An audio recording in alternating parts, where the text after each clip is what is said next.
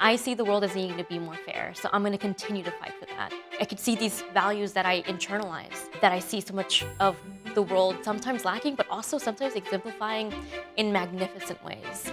To me, it's about leaning on those magnificent moments and learning from them and internalizing them. And that's what gives me optimism.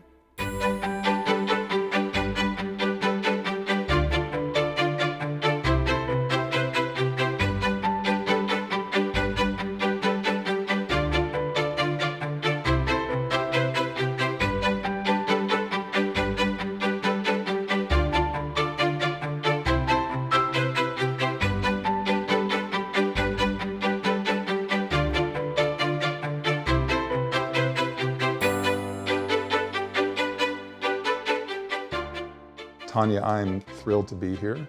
Thank you for showing me around a bit of your slice of Camden, and thanks for agreeing to sit down and talk with me. Of course, and again, thank you for talking with me as well. It's my pleasure. So, I need people to understand that I referred to you when we met a few minutes ago as the busiest person in Camden.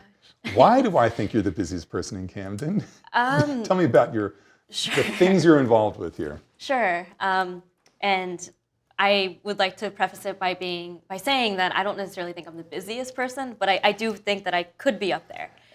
Okay, so I'll preface it with that. Disagree with the president from the very start. This is going to be a great interview. What can I say? I like to push back. So, so I mean, I mentioned to you before, I'm a triple major. So it's political science, philosophy, global studies, and I minor in Spanish. And political science, philosophy, and global studies. Yes. Minor in Spanish. Right. Got it. And I have a whole story that I'm sure would take 20 minutes to explain why I chose each one. So I won't go too deep into that. Okay.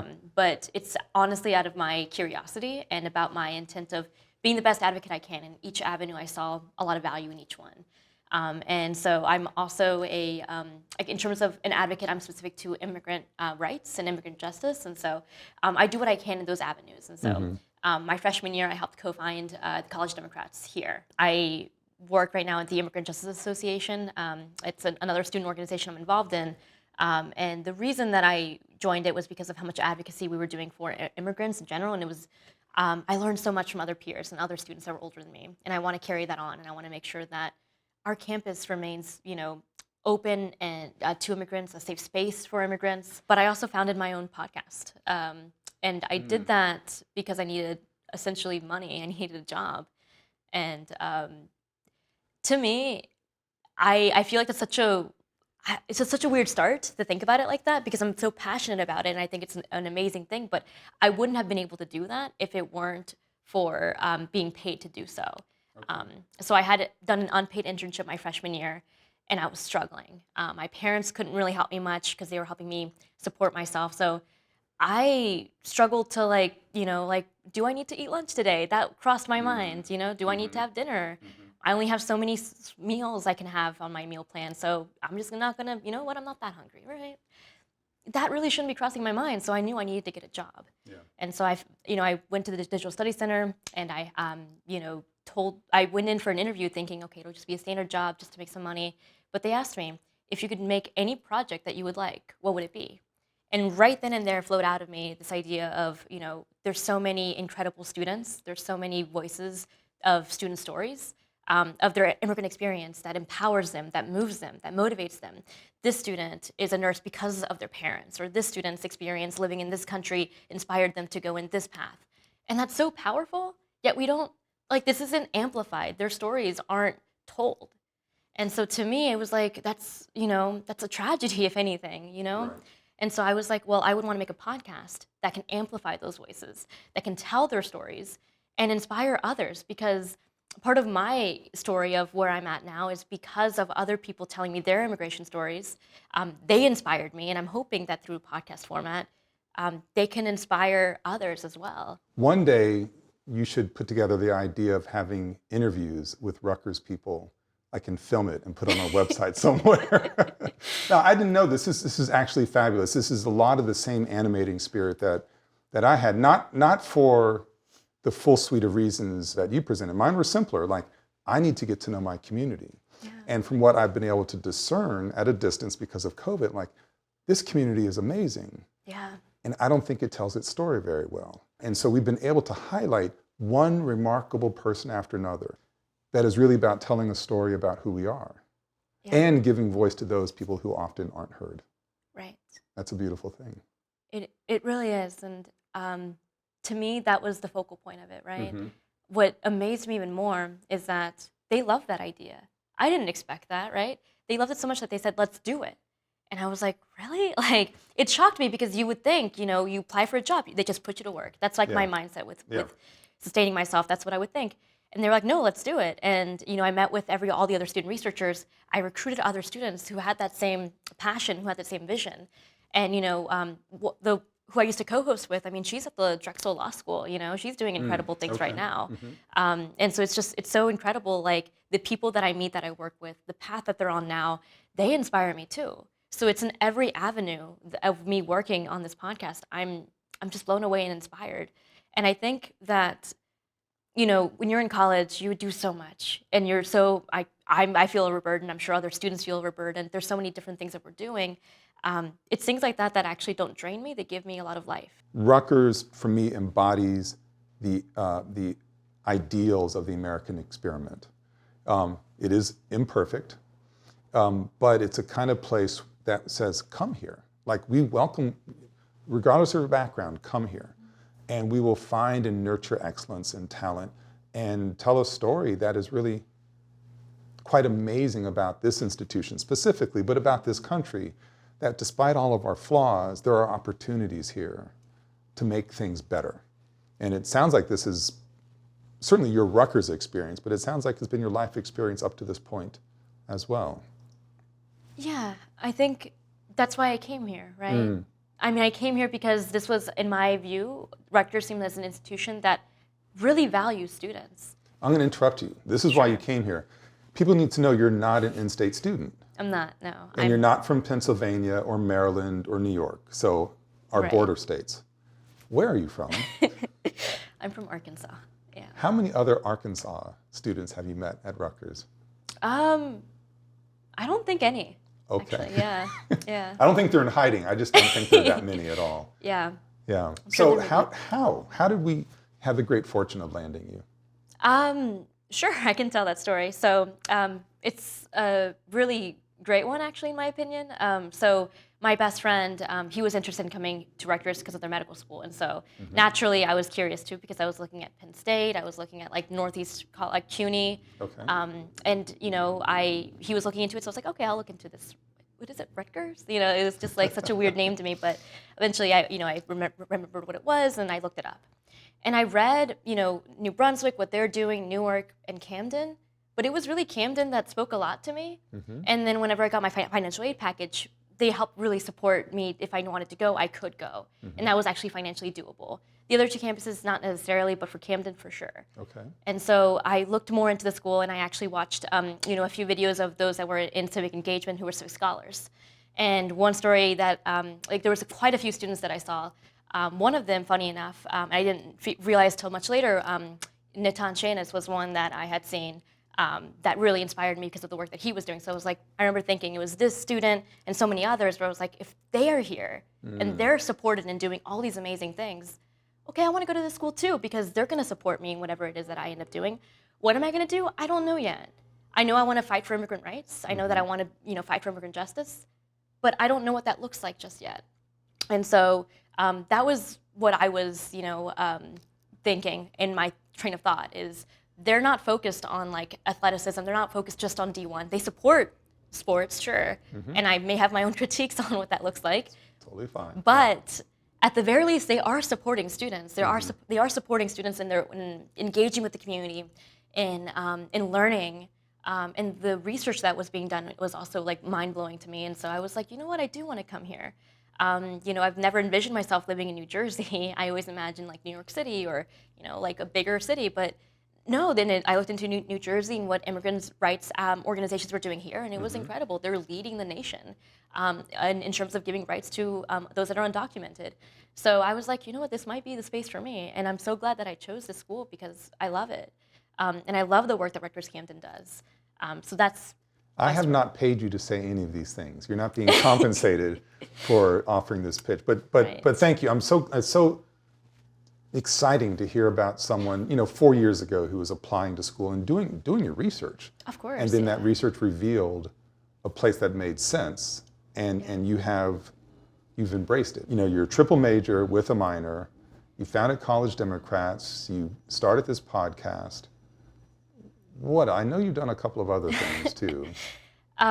Immigrant Justice Association was the other one. Okay. And so within Immigrant Justice Association, I was with a team of students, right? And we were thinking like, there's something off here, right? Undocumented students, they're coming to us and they're telling us like, there was one instance where my old roommate, her new roommate was crying and she was like, can you get here? And I was like, okay, sure.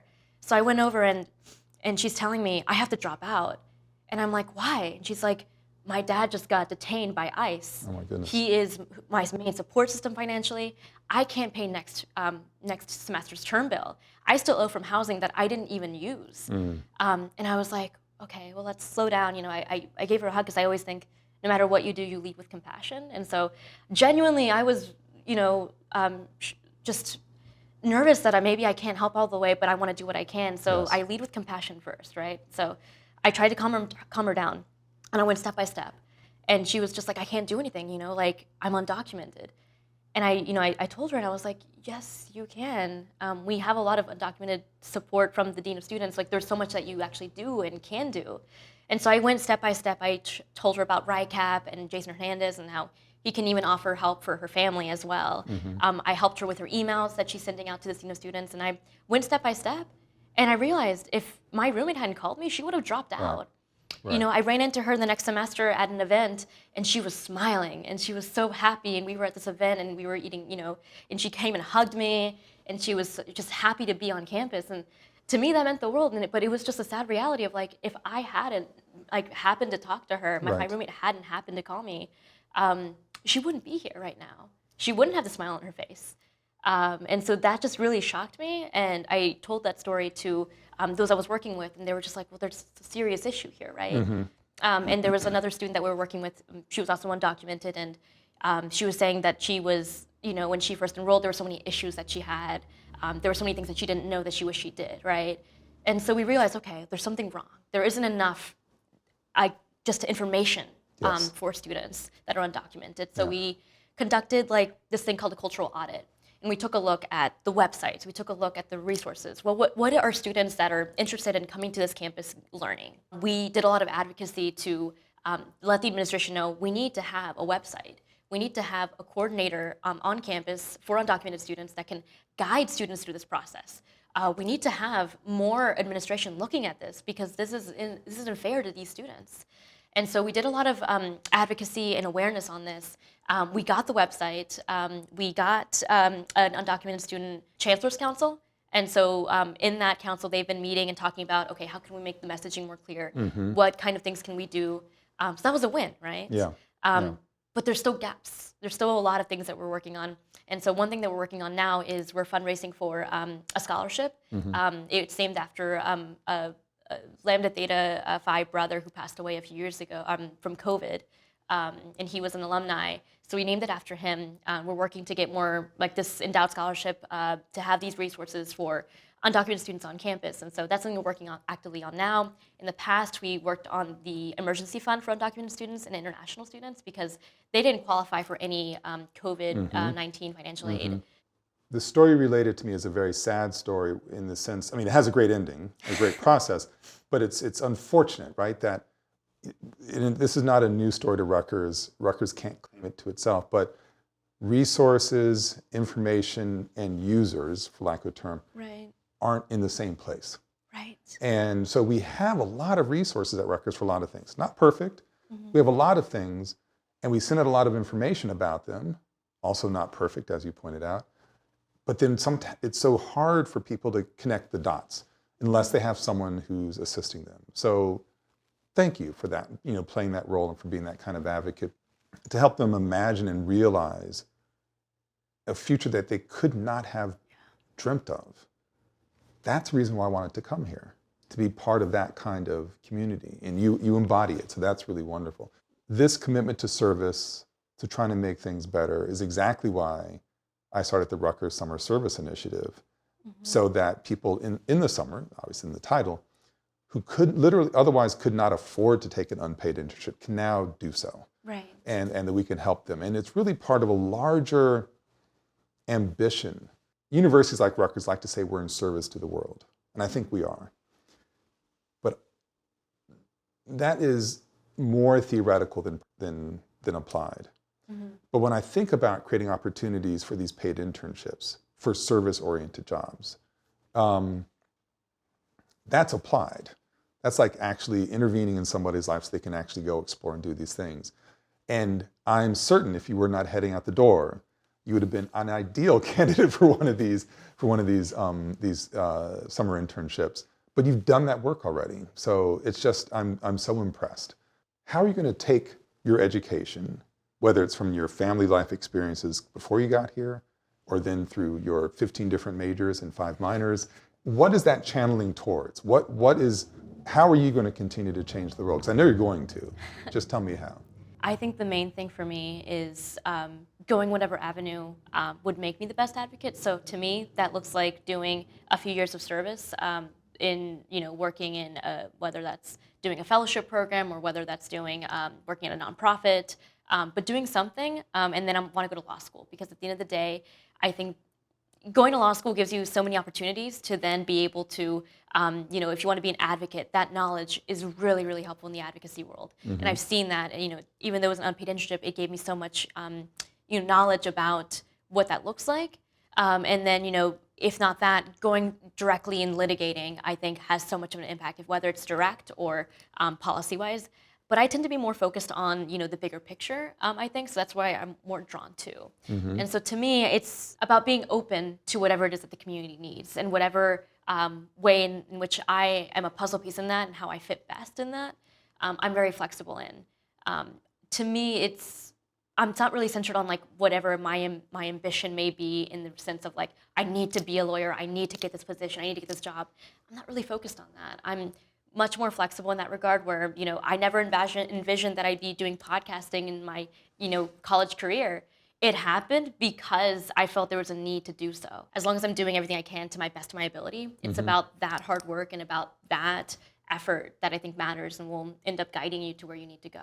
I am not worried about you and your future. It's going to be wonderful. I've already talked about the way a university like Rutgers is in service to the world. Yeah. Okay, but I also think, and related to that service certainly, a university is there to help heal the world or repair the world. Yeah. There's a lot that needs repair in our society. And we can think of it as far as Camden, the city of Camden, or the campus, the city of Camden, state of New Jersey, the country, or the world, right? There's a lot that needs to be repaired. Right. There's a lot of things happening these days that make it there's like a weight, whether it's a global pandemic or war or disfranchisement or, you name it. And I know you can name it. Yet you told me earlier that you choose to be optimistic, like you choose to be determined and focused, and that's how you're going to go forward. How in the world can you pull that off? That's a hard question, for sure. I think, in a sense, all we can have is that optimism in many ways. There's been moments in college, sure, but also in high school where I've worked myself to the bone, where I've been burnt out. And I think that it's in those moments where I'm just like, I start to get the cynicism that comes in me. But it's me realizing how important it is to hold on to that optimism. Because at the end of the day, if I'm not continuously trying, if I'm not continuously pushing myself, then I'm just essentially not helping these people. I'm saying, good luck. Yeah. That's just not within me. I can't say that. I can't. I'm going to be giving it all my all. But what I've realized is I need to sometimes stop and let myself heal. Yeah. Because pushing yourself to the bone will make you actually less effective at the end of the day. That's exactly right. Yeah. And so I've learned how to take moments to just heal. Because at the end of the day, again, we're all humans. That's right. And so you take however long you need. I think that's an important thing too. If you feel that cynicism, honestly, like from my perspective, let it be there for a sec as long as you know it's temporary. Mm-hmm. Because that optimism will find its way as long as you stay true to, how I think of it as values-based. And I see the world as needing to be more fair, so I'm going to continue to fight for that. I see it needs to be more just. There needs to be more respect. Like I could see these values that I internalize, that I see so much of the world sometimes lacking, but also sometimes exemplifying in magnificent ways. And so to me, it's about leaning on those magnificent moments and learning from them and internalizing them. And that's what gives me optimism. What gives me optimism is you. I mean, I have been in really tough meetings throughout my career with student activists. People with who I actually agree with quite a lot, but I have, they're upset about something. Right. And I will say that I am hopeful. And I've been asked many times, how can you dare be hopeful? Because they're in the moment, right? With all these things going on. I'm like, I'm not naive. I know there are many reasons to not feel hopeful. And I know, you say, well, this isn't fair. I'm like, this country that I love is not structured to be fair. Yeah. But I remain hopeful. I said, because I have to get out of bed. Like, I have to get up to do that work. Now, I'm using hope where you were being being optimistic, but I'm equating the two right here, right? Because there's work to do. Mm-hmm. And if we work ourselves to the bone, as you said, we can't do the work for other people. So for me, hope is sort of this energy that is a restorative kind of energy. Like, it's a positive energy. And maybe optimism is your restorative kind of energy. Now, we also have to physically take time to recuperate and be ready for the next challenge. But you've offered so many lessons already to the viewers, to me, about resilience, about determination, grounded in a positive force of opportunity.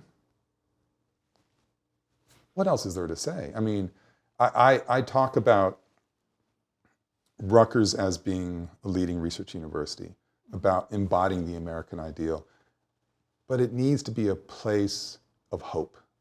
It needs to be the place of opportunity, because it is doing the work of changing things. You told the story about one individual. You changed that person's trajectory by letting them stay at Rutgers, helping them find a way. Unfortunately, we have to let you graduate. That's the downside of this equation. But my hope is that you will cultivate your network so that there are more of you in this place throughout Rutgers. And if we do that, we're going to be okay. We are going to be okay. For sure. You got me all worked up and feeling awesome, but also, optimistic. So I thank you for that. It's a gift. Yeah. Now, I've been asking you tons of questions this whole time. Do you have any for me? I do, yeah. So, I mentioned before, I love Rutgers-Camden. And something that I've noticed is that, Rutgers-Camden, Newark, New Brunswick, we all pay the same tuition, right? Yet the facilities, the student services, the courses that we are offered, they're so different, right? And there's just so much disparities in that. And so my question for you is, what are you doing now to actively work to close those disparities, to encourage a community? Because there's also a stigma with going to Rutgers-Camden that is very real for all these students. And so how can you kind of help and lead the university to close that gap? Yeah, so it's a great question. You've raised issues that are literal resource issues, perception issues, and sort of cultural issues, as I've come to understand things better. Right. And so when you're saying me, I'm taking as what can the Office of the President do? Part of the job is directing resources. Part of the job, frankly, for me, because the president is a cultural figure at the university, as well as the literal head, it's a cultural figure. When I move around space, it changes space, not because of me, just because of my office. That, the president's showing up to something that's meaningful. Now, it's just Jonathan showing up, but the office shows up, right? So I've really made it a point to, because my offices are in New Brunswick, to make sure I'm in Newark and in Camden. I mean, this is the first year I could travel because of the pandemic. This must be my 7th trip to Camden in a semester and a half. And I take pride in the facts. I think I mean, my job is to represent all of Rutgers. I better learn all of Rutgers. But I am trying to signal, this is the cultural part, signal that the office of the president values Camden. I mean, Camden offers a certain kind of Rutgers experience that you cannot get in New Brunswick and you can't get in Newark. It's a different set of experiences. That's valuable. It's part of my job to speak to that value. Like it's not my job to make Camden look like New Brunswick or Newark or any other combination. Right. My job is to say every unit, chancellor unit, has incredible value. Let's recognize that. That's an important message. That's culture. But then, okay, that gets you but so far. But there needs to be investment in the infrastructure. Right. And I know that has been really quite uneven. And so that is work that the chancellor and I are spending time on. He's doing work on his own, launching a set of initiatives. And he and I, there are things that I can do with my budget that he can't do with his.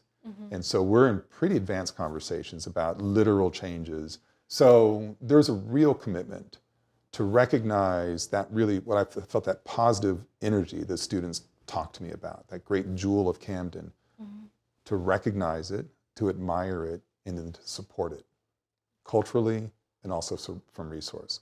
So that process is really, I think, accelerating now.